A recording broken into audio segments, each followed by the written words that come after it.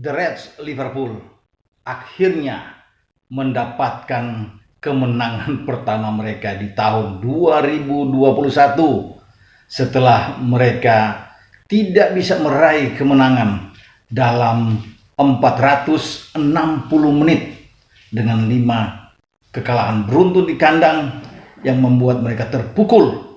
Dan kemenangan ini saya pikir punya dampak yang bagus di saat mereka berkonsentrasi menjamu Real Madrid di leg kedua babak perempat final Liga Champions di Anfield nantinya pada Kamis dini hari.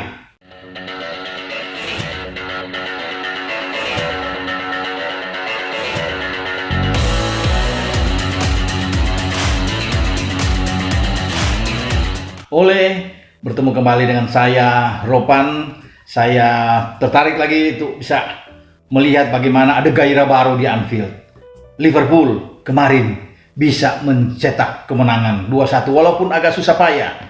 Gol penentuan dari Trent Alexander-Arnold, bek terbaik mereka, ya, hanya bisa ditentukan pada menit 90 plus 1 atau masa injury time, di saat pemain-pemain Aston Villa memperkirakan bahwa mereka bisa meraih 1 poin membawa pulang dari Anfield. Akhirnya dipupuskan dengan tembakan yang luar biasa.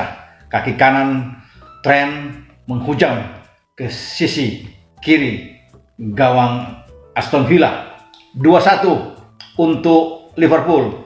Kemenangan ini punya arti yang sangat dalam menurut saya. Dalamnya karena mereka sejauh ini begitu susah payah, sulit sekali untuk bisa meraih kemenangan pada tahun ini.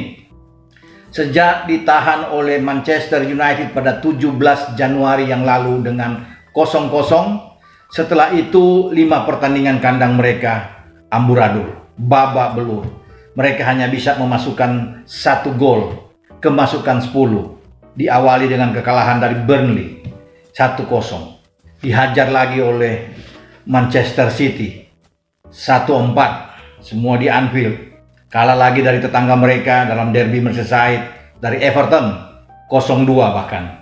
Kemudian kalah lagi dari Brighton 0-1 dan terakhir dipermalukan oleh Fulham dengan 0-1. Jadi itu rentetan-rentetan hasil yang buruk dialami oleh pasukan Jurgen Klopp di Anfield. Memang mereka ada meraih 1 kemenangan kandang tapi bermain di Puskas Arena di UCL, ya. Babak 16 besar menghadapi Leipzig saat itu dalam 2 pertandingan dan mereka bisa menang, tapi saya tidak menghitung pertandingan di UCL. Saya berbicara di IPL saat ini dan mereka bisa mendapatkan 3 poin krusial ya kemarin dengan mencetak kemenangan, dan ini punya arti yang luar biasa saya pikir. Ketika mereka terjungkal di leg pertama babak perempat final di Alfredo Di Stefano, markasnya Madrid, dengan telak kalah 3-1 saat itu. Jadi ini modal kuat buat mereka. Desmond is a barrel in the marketplace. Molly is the singer in a band. Desmond say to Molly, girl, I like your face. And Molly say this as she takes him by the hand. Oh bloody, oh blada, life goes on, blah. La la la la, life goes on. Oh bloody, oh blada, life goes on, bro. La la la la, life goes on. Desmond takes a trolley to the jewelry store, buys a 20-carat golden ring, chain. Takes it back to Molly waiting at the door, and as he gives it to her, she begins to sing. Oh bloody, oh blada, life goes on, bro. La la la la, life goes on. Oh bloody, oh blada, life goes on, bro. La la la la, life goes on. Ada motivasi yang luar biasa dengan kemenangan dari Aston Villa. Bayangkan saja kalau mereka sampai kalah. Ketika Oli Watkins bisa mencetak gol 2 menit menjelang turun minum, saya agak deg-degan, agak terkejut juga. Wah, bisa kalah juga ini Liverpool karena ketinggalan 1-0. Tetapi untung di menit 57 Salah bisa menyamakan kedudukan sebelum ditentukan oleh Trent dengan gol di injury time. Memang ada 1 gol yang dianulir dari gol dari Bobby Firmino yang dinyatakan offside. Tetapi apapun itu, Liverpool sudah menunjukkan permainan yang sangat bagus. Ya 23 tembakan, 10 on target, 67 penguasaan bola, ada 7 sepak pojok dibandingkan dengan Aston Villa tanpa satupun meraih satu sepak pojok. Walaupun ada 9 tembakan dari mereka dengan 5 on target, tetapi saya pikir kemajuan pesat dilakukan oleh Liverpool di saat mereka akan fokus konsentrasi menjamu Real Madrid dalam pertarungan yang hidup mati, di mana Liverpool harus bisa mencetak 2 gol untuk bisa bernapas panjang, ya, di mana mereka harus melaju ke babak semifinal. Karena hanya dengan 2 gol itu yang memungkinkan mereka untuk bisa lolos. Artinya dengan agregat 3-3, mereka punya modal tabungan 1 gol dari Mohamed Salah ketika mereka kalah 3-1 di Alfredo Di Stefano di Madrid pada pekan sebelumnya. Dan mereka butuh 2-0. Tidak mudah untuk bisa mengalahkan Madrid dengan 2-0. Madrid tim yang luar biasa, punya mental yang kuat, punya kedalaman skuad yang hebat, punya pelatih bagus seperti Zinedine Zidane, ya, 13 kali menjadi juara di kancah Liga Champions. Artinya Liga Champions ini adalah panggungnya mereka kalau di Eropa. Tidak ada satupun tim yang mendekati rekor yang mereka lakukan. Tim terdekat hanya AC Milan dengan 7 gelar. Baru ada Liverpool dan Bayern Munchen dengan masing-masing meraih 6 gelar di Eropa. Jadi saya pikir tidak boleh main-main. Memang mereka harus bisa mengulangi apa yang pernah ditampilkan saat mereka juara di Liga Champions 2 musim sebelumnya. Bagaimana mereka di semifinal ketika di Camp Nou kalah dari Barca dengan 3-0, balik ke Anfield mereka bisa membalikan keadaan dengan menang 4-0. Suatu hal yang luar biasa, sensasional dilakukan oleh pasukan Klopp di saat Mohamed Salah tidak bermain saat itu. Tapi Divock Origi membuat 2 gol dan Gini Wijnaldum membuat 2 gol, mengantar mereka ke babak final berhadapan dengan Spurs sesama tim Inggris, dan mereka menang 2-0 di Wanda Metropolitano. Dan itu harus diulangi, saya pikir, saat mereka menjamu tim Spanyol lainnya. Real Madrid tidak mudah dalam situasi kondisi yang berbeda, karena situasi kondisi saat ini Liverpool tidak stabil, ya, tampil naik turun. Memang belakangan mereka agak mulai mendapatkan irama permainan mereka, tapi kemudian mereka kalah dari Madrid di leg pertama. Dan inilah tuntutan bagi seluruh pemain Liverpool. Fokus, apakah mereka mampu mencetak 2 gol, bahkan lebih 3 gol untuk langsung bisa lolos, ya, dengan agregat tembakan 4-3 tentunya. Tapi walaupun itu mereka hanya butuh 2 untuk bisa mengalahkan dengan 2 gol. Kalau bermain seperti di Madrid ini agak berat buat mereka. Tapi melihat cara mereka bermain dengan Aston Villa, ada perbaikan yang luar biasa.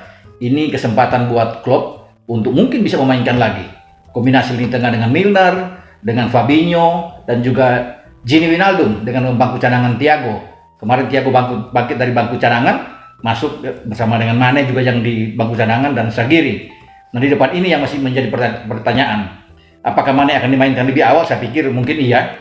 Dibutuhkan seorang Sadio Mane, dan tinggal di posisi tengah atau penyerang tengah.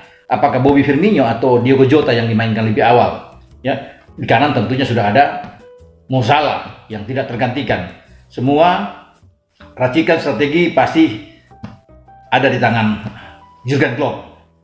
Pola skema tetap sama, 4-3-3 dengan 4 pemain flat di lini belakang. Tentunya Kabak yang akan bermain di sana bersama dengan Nat Phillips yang tidak tergantikan sejauh ini, Robo di kiri dan Trent di kanan, Alisson Becker sebagai penjaga gawang.